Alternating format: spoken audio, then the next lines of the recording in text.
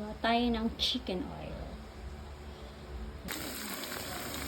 Mamantika na po yung ating chicken skin. Yan po, o, tingnan niyo po. Yan, may mantika na. Maluto na rin po yung ating chicken skin.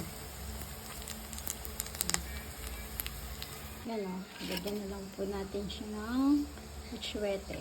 So, yun na po ang ating chicken skin. Ay, chicken oil. Sorry.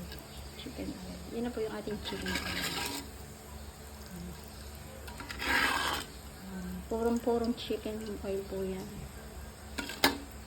Ganyan lang po ang paggawa ng chicken oil.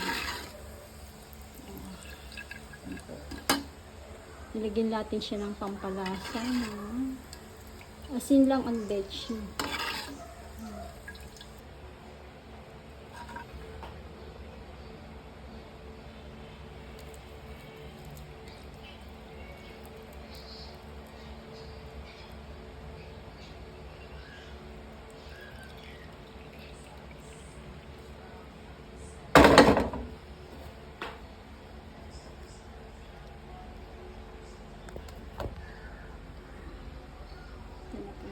Chicken